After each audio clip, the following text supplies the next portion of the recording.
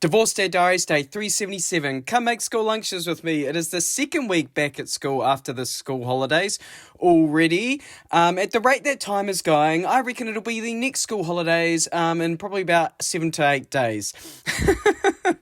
So we're starting off with mandarins today. Now I know the appeal of mandarins.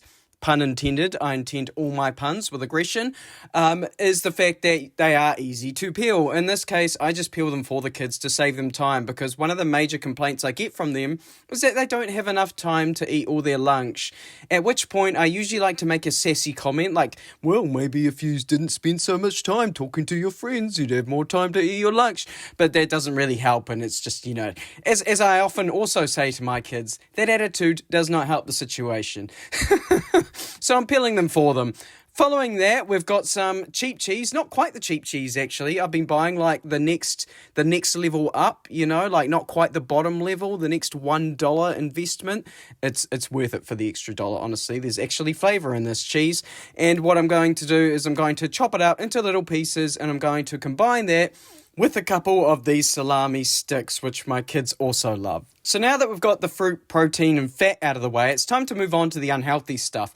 Starting with some of these yogurts, 2 yogurts for 2 kids, and then going into the pantry, getting 2 jellies for the other 2 kids. Please ensure you get your safety inspector to check the integrity of all the spoons.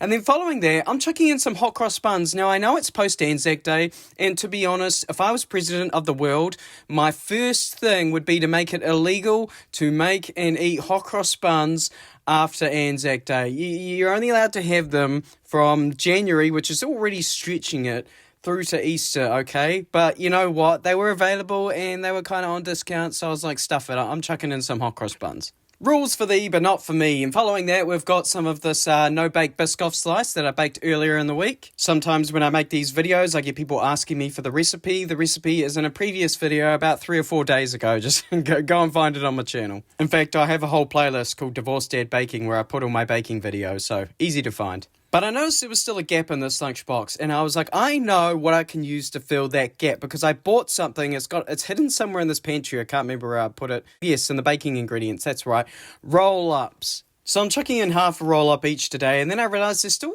it feels like there's still a bit of space in here, so I also got some bars out of the Kai box, and I'm chucking some of those in too. And then finally, we're ending up with, of course, our koalas and chucking one of those in each lunchbox. And that is lunchboxes done and dusted, and I will catch you on the flip side.